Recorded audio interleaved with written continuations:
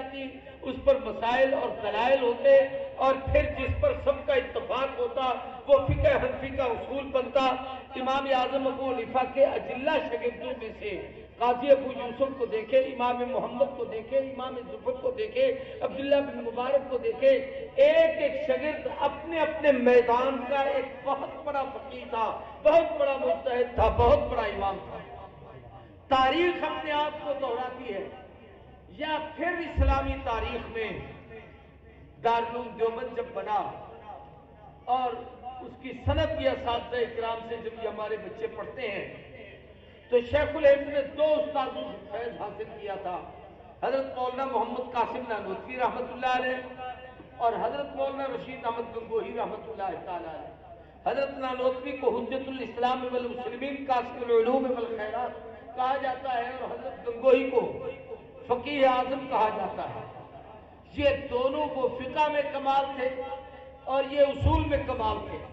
ان دونوں کے علم کا خلاصہ اگر کوئی دنیا میں ہے تو وہ شیخ الہند مولانا محمود حسن صاحب۔ مولانا محمود الحسن نے کیسے شاگرد تیار کیے اس پر غور کریں۔ ایک ایک شاگرد ان کا ایسا تھا جو اپنے زمانے کا، اپنے فن کا امام تھا۔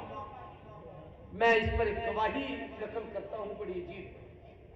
پاکستان میں اب سے کچھ عرصہ پہلے ایک عالم گزرے ہیں ڈاکٹر کے نام سے، ڈاکٹر اسرار احمد صاحب، جو درس قرآن کا بڑا ذوق رکھتے تھے، مختلف جگہوں پہ درس دیتے تھے، اور ان کی ایک تنظیم بھی انہوں نے بنائی تھی، غالباً اسلامی تنظیم کے نام سے، اس کے اندر وہ کام کرتے تھے، اس کے سربراہ تھے۔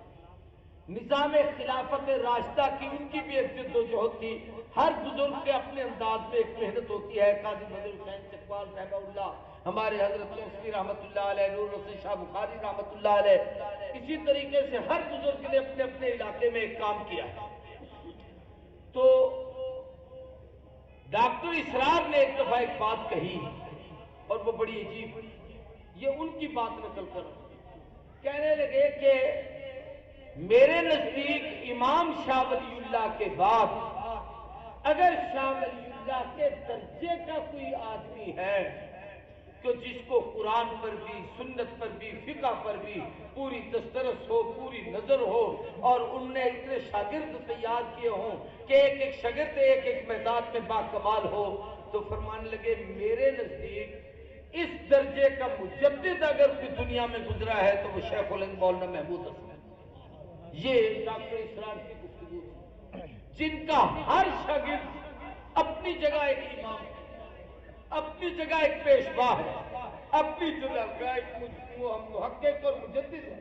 حضرت تھانوی کو دیکھو، مجدد ملت ہیں، حکیم الامت ہیں، اور جناب تصوف کے شہنشاہ ہیں۔ حضرت مدنی کو دیکھو، سیاست کے بادشاہ ہیں، صرف یہاں تک نہیں، عرب و عجم کے محدث ہیں، شیخ العرب والعجم ہیں، مدینہ الرسول میں 17 سال بیٹھ کر حدیث رسول کا درس کیا ہے۔ امام انقلاب عبید اللہ سندھی کو دیکھو، ایک شاگرد تیار کیا ہے، اس کو تحریک ریشمی رومال کا ایک فارمولہ بنا کے دیا ہے۔ میں اس کی تفصیل آپ کے سامنے نہیں عرض کر سکتا۔ وہ وہاں ہندوستان دیوبند سے چلے ہیں، پوری دنیا کا سفر کیا ہے، افغانستان گئے ہیں، روس گئے ہیں، ماسکو گئے ہیں، ترکی گئے ہیں، آپ کے پاکستان سے گزرتے ہوئے، اسی پٹی سے گزرتے ہوئے لاہور میں شیرا والا، آپ کے یہاں قریب دین شریف کی خانقاہ، آگے حضرت امروٹی کی خانقاہ، کراچی میں جا کر مولانا محمد صادق کھڈا جو حضرت شیخ الہند کے شاگردوں میں سے تھے، یہ اس تحریک کا مرکز تھے۔ حتیٰ کہ امام انقلاب مولانا عبید اللہ سندھی پھر مکہ المکرمہ پہنچے۔ یہ 25 سالہ جلا وطنی زندگی تھی جو تحریک ریشمی رومال کو کامیاب کرنے کے لیے انہوں نے گزاری۔ یہ ایک شاگرد تھا شیخ الہند کا جو اس طرف پر تیار تھا۔ آپ کسی ایک شاگرد کو دیکھ لیں، یہ طلباء بیٹھے ہیں جن نے علم حدیث پڑھا ہے، حضرت سید انور شاہ کاشمیری رحمۃ اللہ علیہ دارالعلوم دیوبند کے محدث، صرف محدث نہیں، بہکی زمان، محدث بھی تھے، فقیہ بھی تھے، ہزاروں حدیثوں کا حافظ اور عالم اور قاری۔ مقدمہ بہاولپور، حضرت قاری صاحب پیچھے بیٹھے، قاری یاسین صاحب، یہ تقریباً 3 جلدوں میں مقدمہ بہاولپور کی کتاب چھپ چکی ہے، اس میں حضرت کا یہاں تشریف لانا اور وہاں پر آ کر جو بیان دینا ہے وہ ایسا تھا کہ وہی مہر لگی تھی ختم نبوت کے مسئلے پر، جس کی وجہ سے اس مقدمے کی نتیجے میں یوں سمجھیے کہ پوری دنیا میں قادیانیوں کا کفر، آج اگر ان کے کفر کے نعرے بج رہے ہیں اور انہیں کافر قرار دیا گیا ہے، قومی اسمبلی نے ان کو کافر قرار دیا ہے، جناب والا عدالتوں نے ان کو کافر قرار دیا ہے، تو یہ ساری محنت انور شاہ کشمیری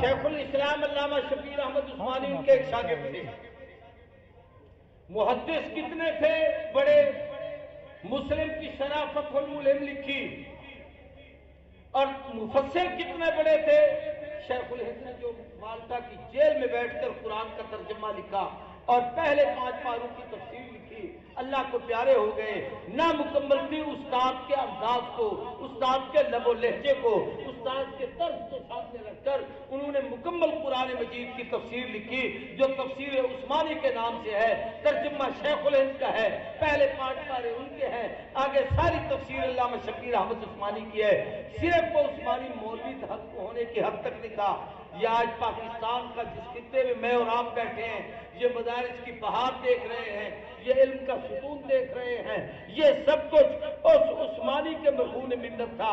جمعیت علماء اسلام کی 1944 میں بنیاد رکھی، تحریک پاکستان کا ساتھ دیا، پورے جناب سرحد کے علاقے میں دورے کیے، وہاں کے لوگوں کو پاکستان کا حامی بنایا، محمد علی جناح قائد اعظم کے ساتھ ملاقاتیں کی، ان کو قرآن و سنت کے اصول اور فارمولے سمجھائے، جس کے نتیجے میں یہ ملک ہمارے سے وجود میں آیا، یہ ہمارے ان اکابر کی محنت کرتے ہیں۔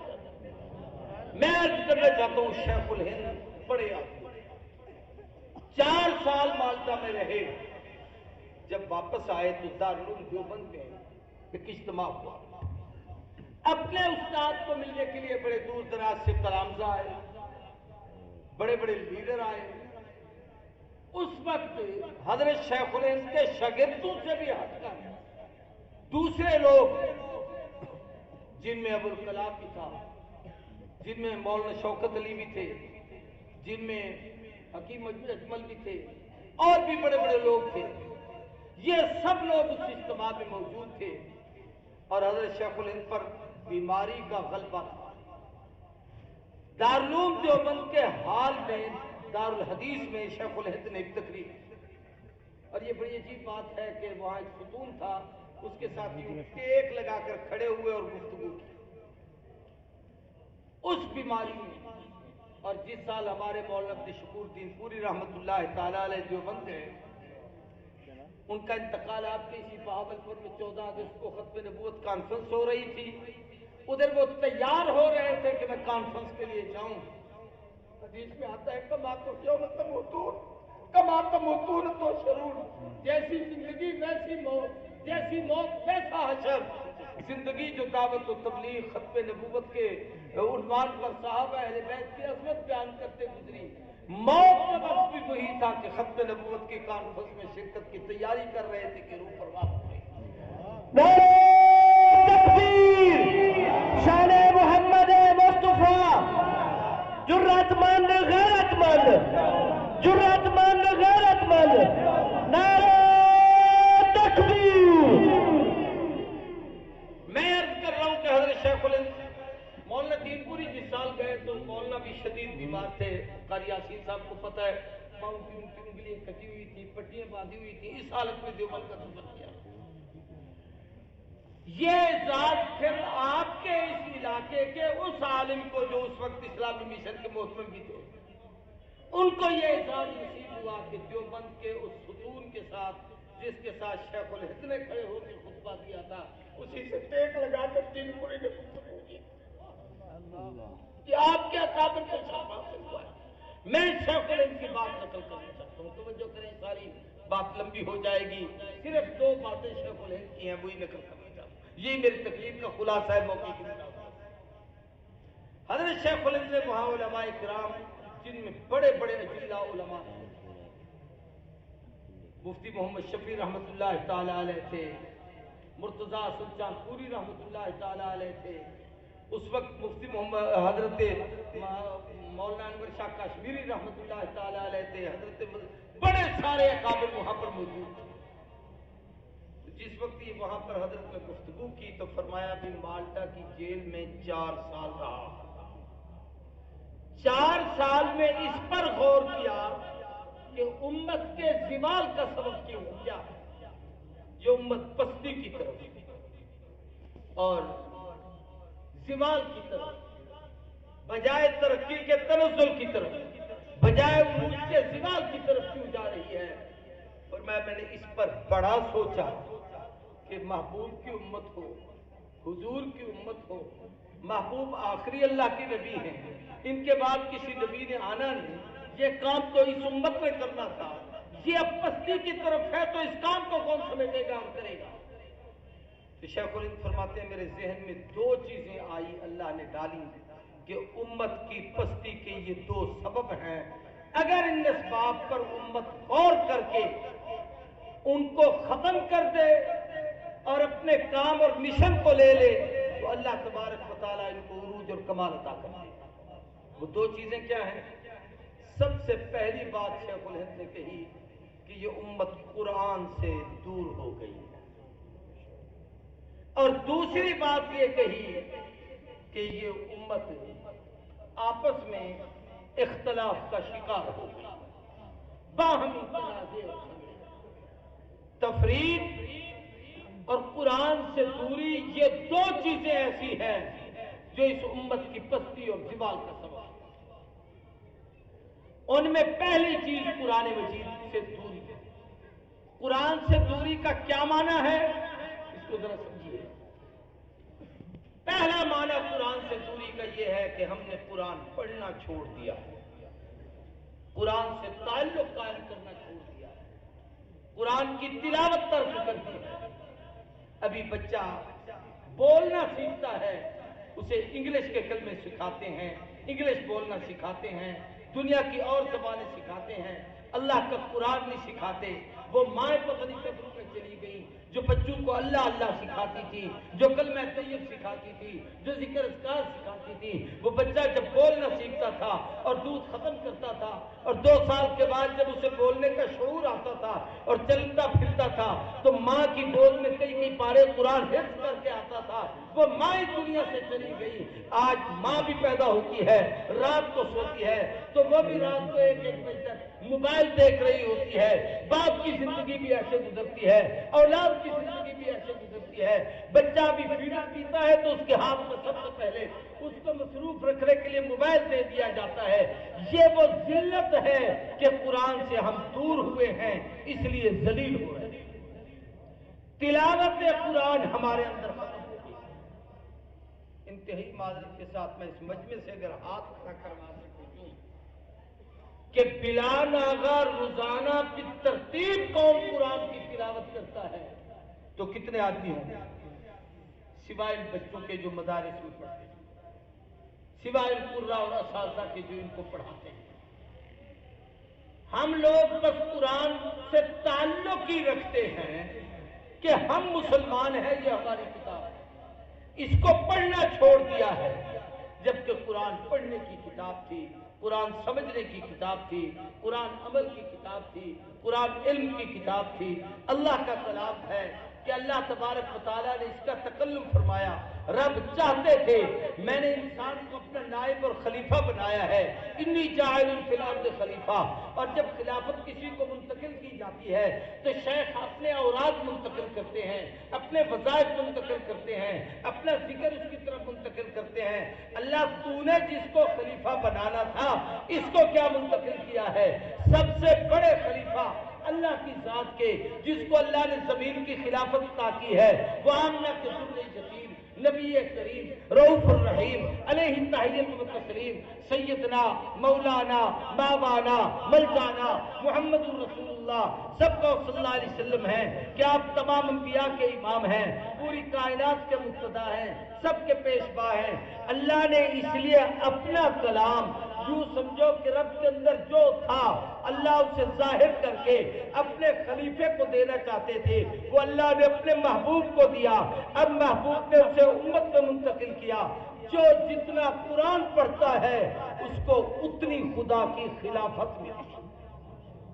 इन्नी जाइलुन फिल अर्ज़ खलीफा का मिस्ताक वो तब बनेगा जब अल्लाह के कुरान से ताल्लुक जुड़े। हमने कुरान मजीद को जरूरतन इस्तेमाल किया। किसी मौलवी साहब के पास गए, जिनको वजीफा पता है, तो उसने कहा सूरत इखलास पढ़ लिया करो, ठीक है। किसी ने कहा फजर के बाद यासीन पढ़ लिया करो, उसी पे गुजारा। किसी ने कहा जनाब मगरिब के बाद वाक़िया पढ़ लिया करो, रिस्क बड़ा मिलेगा। कुरान को रिस्क के लिए इस्तेमाल किया। हमारे हजरत में अब्दुल हादी दीनपुरी रहमतुल्लाह अलैह फरमाते थे कि कुरान इसलिए पढ़ता है कि मुझे रोजी मिले। तबलीग वाले कहा करते हैं कि रिस्क बकदरे मुकद्दर, दीन बकदरे मेहनत और रिस्क बकदरे मुकद्दर। वो तो जितना लिखा है तुम्हें मिलेगा, कुरान को इसके लिए इस्तेमाल न करो। हजरत में अब्दुल हादी कहते थे कुरान पढ़ के कोई आदमी चाहे कि मैं इसलिए पढ़ूं कि मुझे पैसे मिले, मैं इसलिए पढ़ूं कि इसके बदले में जनाब मेरे रिस्क में इजाफा हो, ये ऐसे है। ये उनका मिजाज था। वो फरमाते थे कि जैसे कुरान नीचे रख के ऊपर चढ़कर कोई चीज ऊपर से उतारी जाए, कि रब के कलाम को इस काम के लिए पेश करते हो। ये क्या खुश नसीब चेहरे बैठे हैं जिनके सीनों में कुरान। 70 बच्चों की दिस्तार बंदी हुई है। ये 10 उलमा बैठे जिनने आज दौर हदीस की तकलीफ की। मैं अर्ज कर रहा हूं कि सबसे पहली कोताही कुरान से दूरी वो ये है कि हमने कुरान को पढ़ना छोड़ा। जितने यहां पढ़े हुए बैठे हैं, सबसे पहला वादा तो आपसे लेता हूं कि बितरतीब अलहम्द से वन्नास तक एक एक रकू पढ़ो तब भी, एक एक पाव पढ़ो तब भी, एक एक पारा पढ़ो तब भी, एक एक मंजिल पढ़ो तब भी। उलमा ने लिखा है 30 पारे इसलिए हैं कि महीने के 30 दिन होते हैं, हर महीने कुरान को मुकम्मल कर लिया करो। मियाँ उसकी 7 मंजिलें इसलिए हैं कि हफ्ते के 7 दिन होते हैं। बाद अहले दिल अहले ज़ौक़ हुफ़ाज़ और कुर्रा रोजाना एक मंजिल पढ़ते हैं। हर हफ्ते कुरान मजीद मुकम्मल कर लिया करो। जो कुरान पढ़ेगा वो इस ज़वाल से महफूज होगा। सारी दुनिया की तरक्की कर ले, अगर कुरान उसके पास नहीं है ये दरिंदा है, बंदा नहीं। इंसानियत सीखना चाहता है तो अल्लाह के कुरान के तरीके। शेखुल हिंद की बात। दूसरा ये है कि कुरान मजीद पढ़ने के साथ कुरान समझने के लिए आया है। ये अभी ऐलान हो रहा था, पता नहीं कोई गैर मुल्की कुर्रा का। मैं मुखालफत में बात नहीं कर रहा, लेकिन आपको समझाने के लिए कर रहा हूँ। बेशक आए और आते हैं और ये बड़े बड़े लोग उनको बुलवाते हैं। मैं सवाल करता हूँ जिस उस्ताद ने कुरान खत्म कराया, इसको कुरान नहीं आता? आता है। बोलो यार, ऊंची बात से आता है। आता है। ये जो आपको असातिज़ा पढ़ाते हैं इनको कुरान नहीं आता? आता है। ये कोई आसमान से सितारे तोड़ के लाते हैं? जिनके चेहरे पे नबी की सुन्नत न हो, जिनके लिबास में शरीयत न हो, जिनके किरदार में दीन न हो, पता नहीं कैसे आते हैं। बच्चों के 10-10 रुपए ज़कात फीस के, उशुर के, सदकात के इकट्ठे करके तुमने लाखों रुपए उनको दे दिए। वो इनको जर्से लेके देते, इनको कपड़े लेके देते तो ज्यादा बेहतर। ये 70 बच्चा इसलिए कुरान पढ़ा है। ये 8-8, 7-7 साल के छोटे छोटे बच्चे कुरान मजीद के हाफिज़ कारी। कुरान अमल के लिए आया है कि इसको समझो कुरान कहता है। अगर कुरान मजीद के हमारे उलमाए किराम, आपसे एक दरखास्त करता हूं और बड़े अफसोस से एक बात कहता हूं, एक वक्त था कि हमारे यहाँ तर्जमतुल कुरान का बड़ा एहतमाम होता। आज यहाँ फारिग तहसील आलिम हो जाते हैं, लेकिन कुरान के दर्स का पता नहीं, कुरान के तर्जमे का पता नहीं। हमारी मस्जिदों में माजरत के साथ कई लोग फजाइल जिहाद पढ़ते होंगे, कोई फजाइल आमाल पढ़ते होंगे, कोई हजरत थानवी की इस्लाह और मुस्लिमीन पढ़ते होंगे, कोई और कोई किताब पढ़ते होंगे। सारी बेहतर सबकी जरूरतें पूरी करते हैं, लेकिन कुरान से तो बेहतर किसी की किताब नहीं। कुरान का दर्स क्यों खत्म हो गया? हजरत दरखास्ती آخر بڑھاپے تک شعبان رمضان میں قرآن کی تفسیر پڑھایا کرتے ہیں. آپ کے حضرت بہلوی شجاباد میں ساری زندگی قرآن کی تفسیر پڑھاتے ہیں. شیخ سرفراز خان صاحب صفدر رحمۃ اللہ تعالی 60 سال تک قرآن کی تفسیر پڑھاتے ہیں. یہ غلام یاسر.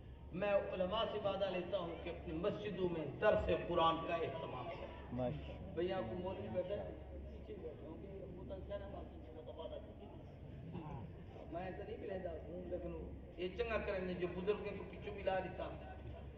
ہاں بھائی آپ میں سے کوئی مولوی ہے تو ہاتھ کھڑا کرے جو درس قرآن اپنی مسجد میں شروع کرے گا. ایک انشاءاللہ سارے مجمع جو ہے کہ ایک مولوی تعالی میں کو مل گیا کتے ہفتے کا قرآن کا درس شروع کرو. ماشاءاللہ ماشاءاللہ.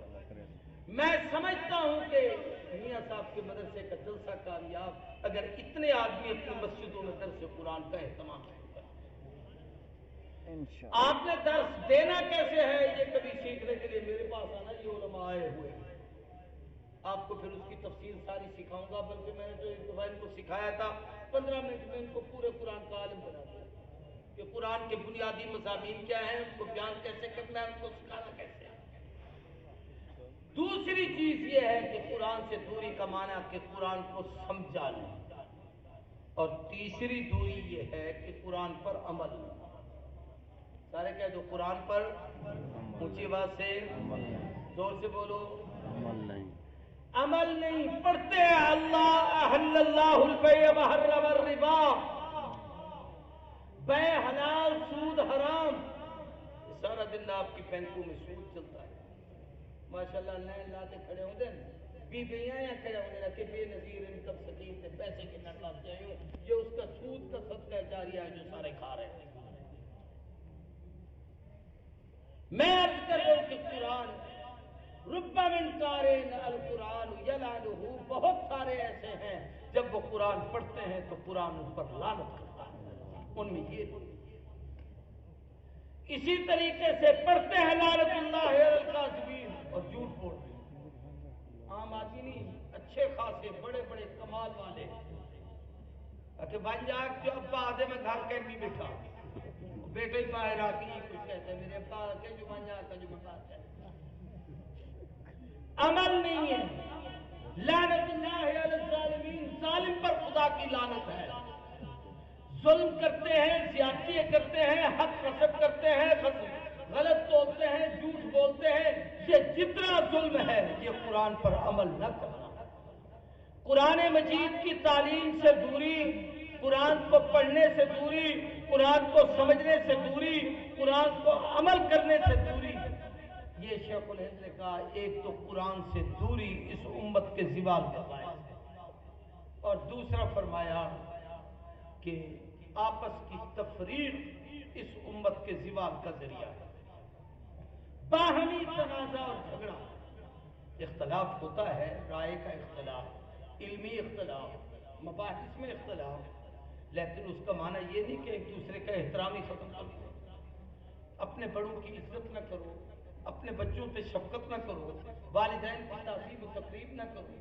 حضور نے فرمایا کہ جو شخص کسی مسلمان سے 3 دن اپنی ذاتی رنجش کے لیے نہیں بولتا, کوئی اللہ رسول کی رضا مقصود اس میں نہیں ہوتی, بھئی فلاں نے مجھے یوں کہہ دیا تھا میں اس لیے نہیں بولتا.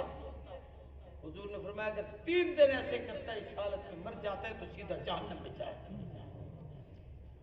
آج ہم ذاتیات پر لڑتے ہیں, آپس میں اختلاف کرتے ہیں. فقہا, ائمہ, بڑے بڑے محدثین, امام شافعی رحمہ اللہ جس دن پیدا ہوئے اس دن امام اعظم کا انتقال ہوا. اپنا وقت گزرنے کے بعد, ایک بڑا وقت گزرنے کے بعد امام شافعی امام ابو حنیفہ کی قبر پر تشریف لے گئے فاتحہ پڑھنے کے لیے. اپنے جماعت کو کہا کہ دیکھو تم میرے متبع ہو, لیکن آج جا ابو حنیفہ کی قبر پر رہیں, وہاں نے نماز پڑھنی ہے تو وہاں کا جو امام نماز پڑھائے اس کے پیچھے اونچی آواز سے آمین نہ کہنا, اس لیے کہ ابو حنیفہ کا مسلک یہ ہے ہم نے اختلاف نہیں ڈالنا, جوڑ پیدا کرنا. اور ابو حنیفہ کا جو اس وقت وہاں خادم امام تھا اس نے کہا ناشر الحدیث محدث آ رہا ہے, بھئی ان کے ہاں یہ ہے کہ وہ اونچی آواز سے آمین کہتے ہیں, لہذا میں نماز پڑھاؤں یا ان میں سے کسی سے پڑھوائیں، تم نے اونچی آواز سے کہا۔ جو شافی والے تھے وہ خاموش کرے تھے، جو حنفی تھے وہ اونچی آواز سے کہا۔ یہ ہے ایک دوسرے کا احترام۔ میں عرض یہ کرنا چاہتا ہوں کہ باہمی اختلاف، میں اور آپ متحد ہوں تو دنیا کی کوئی طاقت ہمارا کچھ نہیں بگاڑ سکتی۔ آج میں آپ کو مبارکباد پیش کرتا ہوں، آپ ایک ہوئے ہیں۔ آج سے 2 دن پہلے اسمبلی میں ایک قانون پاس ہوا ہے جس میں صحابہ، اہل بیت، ازواج مطہرات کے تقدس اور ناموس کا، کہ جو شخص ان کی ذات میں، ان کی شان میں کسی قسم کی گستاخی یا توہین کرے گا اس کو 10 سال یا عمر قید کی سزا ملے گی۔ اللہ کا شکر ہم ادا کرتے ہیں کہ ہمارے اکابر کی اس محنت کا نتیجہ، اس خاموش جد و جہد کا نتیجہ، شب و روز دن رات ایک کاوش کا نتیجہ، مولویوں نے 1000 تانے سہے کہ یہ کیا کر رہے ہیں، ان کا دین کے ساتھ کیا تعلق ہے، دین کا ان نے کیا کام کیا ہے، اب پتہ چلا ہے کہ اللہ ان سے کیا کام لے رہا ہے۔ میں یہ عرض کر رہا ہوں کہ شیخ الہند نے یہ 2 چیزیں بتائیں، قرآن سے دوری اور دوسری چیز آپس کا اختلاف۔ ان دونوں چیزیں قرآن کا قرب کا ذریعہ بھی مدرسہ ہے، آپس کے اختلاف کو ختم کرنے کا ذریعہ بھی مدرسہ ہے۔ قرآن مجید پڑھا جاتا ہے تو مدرسے میں، قرآن سمجھایا جاتا ہے تو مدرسے میں، قرآن پہ عمل سکھایا جاتا ہے تو مدرسے میں۔ ہمارے ہاں جو بچے پڑھنے کے لیے آتے ہیں، جب ان کو داخلہ فارم دیتے ہیں اس پہ پہلی شرط یہ ہوتی ہے کہ داخلہ تب ملے گا جب تمہاری وضاحت شریعت کے مطابق ہوگی، قرآن پر تمہارا عمل ہوگا، تمہارا چہرہ، تمہارا لباس، تمہارا کپڑے پہننا، تمہارا چلنا پھرنا، تمہارا کھانا پینا نبی کی شریعت کے مطابق ہے، قرآن پر عمل ہے تو ہم تمہیں اپنی درسگاہ میں بیٹھ کر دیں گے۔ اب قرآن کو چھوڑو اور ہمارے شاگرد بنو، ایسے شاگردوں کی ہمیں ضرورت نہیں۔ نعرہ تکبیر! میں ویسے بھی مریض آدمی ہوں، بڑا لمبا سفر کیا ہے، 8 بجے چونکہ میں نے بیان کرنا تھا تو 10 بجے شروع کیا ہے، تو اب میں اپنی بات کو سمیٹ رہا ہوں۔ ایک تو یہ ہے کہ ہمیں قرآن کے قریب آنا چاہیے۔ میں حیران ہوا کتنے چھوٹے چھوٹے بچے قرآن کے حافظ اور قاری تھے۔ اب یہ تو مجھے پتہ نہیں کہ ان کے ورثاء یہاں بیٹھے ہیں کہ نہیں، کم از کم ان کا تو حق بنتا ہے کہ اس ادارے کے مستقل معاون بنے۔ میں ان سے چندے کی اپیل نہیں کرتا، لیکن یہ ضرور کہوں گا کہ اپنے بچوں کو ادارے سے وابستہ رکھیں، ہر سال مدرسے کے پروگرام پہ آیا کریں، اپنے اساتذہ کی زیارت کے لیے آیا کریں، ادارے کو مادر علمی سمجھے اور اسی سے وابستہ رہیں۔ دوسری گزارش یہ ہے کہ باہمی اتحاد و اتفاق یہ تبھی ہوتا ہے کہ جس آدمی میں بڑا دل اور بڑا حوصلہ ہو۔ آپ کے اس پورے علاقے میں، بلکہ پورے ڈویژن ملتان اور بہاولپور میں اگر میں کہہ دوں تو ایسی جامع شخصیت بغیر کسی کیا کہتے ہیں، میں کوئی چاپلوسی نہیں کہہ رہا بلکہ تجرباتی بات کہ میرا حضرت سے 1987 سے تعلق ہے، اس وقت سے آج تک اس تعلق کو دیکھ کر یہ کہتا ہوں کہ امت کو جوڑنے والے، سب کے کام آنے والے، ان کے دکھوں میں ان کے ساتھ دینے والے، دکھ سکھ میں شریک ہونے والی حضرت میاں صاحب کی ذات ہے۔ تو یہ بھی ایک مدرسہ ہے۔